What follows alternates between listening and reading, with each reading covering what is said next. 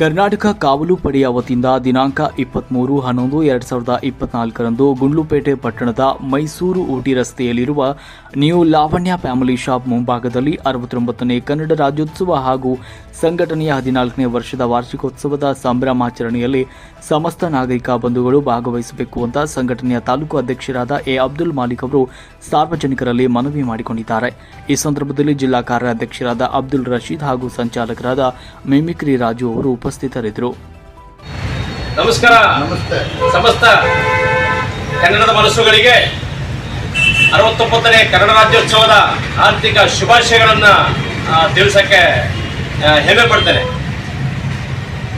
ದಿನಾಂಕ 23/11/2024 ಶನಿವಾರದಂದು ಗುಂಡ್ಲುಪೇಟೆ ಪಟ್ಟಣದ ರಾಷ್ಟ್ರೀಯ ಹೆದ್ದಾರಿಯಲ್ಲಿ ಮೈಸೂರು ಊಟಿ ರಸ್ತೆಯಲ್ಲಿರ್ತಕ್ಕಂತಹ ಕ್ಷೇತ್ರದ ಶಿಕ್ಷಣ ಅಧಿಕಾರಿಗಳ ಕಚೇರಿಯ ಮುಂಭಾಗದಲ್ಲಿರ್ತಕ್ಕಂಥ ನ್ಯೂ ಲಾವಣ್ಯ ಫ್ಯಾಮಿಲಿ ಶಾಪ್ ಮುಂಭಾಗದಲ್ಲಿ 69ನೇ ಕನ್ನಡ ರಾಜ್ಯೋತ್ಸವದ ಒಂದು ಕಾರ್ಯಕ್ರಮ, ಅದ್ದೂರಿ ಕಾರ್ಯಕ್ರಮ ಹಮ್ಮಿಕೊಂಡಿದ್ದು ಹಾಗೂ ಕರ್ನಾಟಕ ಕಾವಲು ಪಡೆಯ 14ನೇ ವರ್ಷದ ವಾರ್ಷಿಕೋತ್ಸವ ಕಾರ್ಯಕ್ರಮವನ್ನು ಹಮ್ಮಿಕೊಂಡಿದ್ದೇವೆ.